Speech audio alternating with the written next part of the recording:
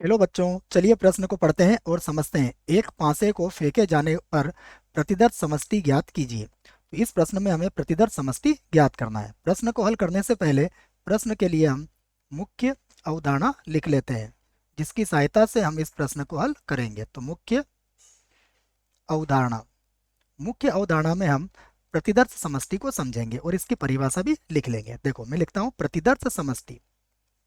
प्रतिदर्श समष्टि,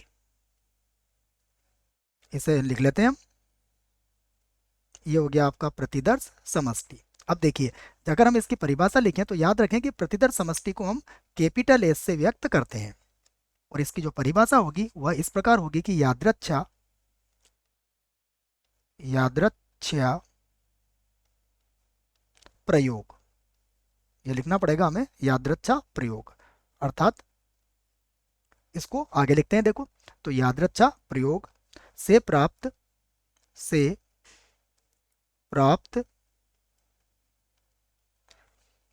सभी संभव परिणाम, सभी सभी संभव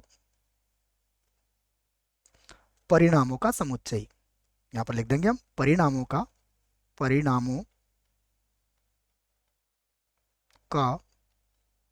समुच्चय। समुच्चय क्या कहलाता है? आपका प्रतिदर्श समष्टि कहलाता है। तो हम यहाँ लिख देते हैं परिणामों का समुच्चय होगा या होता है। अर्थ यह हुआ कि जो भी प्रयोग आप कर रहे हैं उसमें सभी संभव स्थितियां जो बनेंगी, यदि आप उनका समुच्चय बनाते हैं तो वह आपका प्रतिदर्श समष्टि होगा। अब प्रश्न में हमसे क्या कहा गया है? एक पासे को फेंके जाने पर। तो पासे को फेंके जाने पर हम लिखते हैं इसका प्रतिदर्श समष्टि। यहां पर लिखते हैं हम प्रतिदर्श समष्टि। देखिए, इसका जो प्रतिदर्श समष्टि होगा, जिसको हम कैपिटल एस से व्यक्त करेंगे।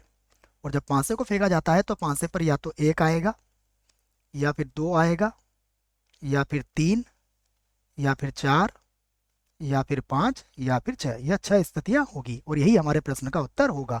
आशा करता हूं आपको इस प्रश्न का उत्तर समझ में आया होगा। धन्यवाद।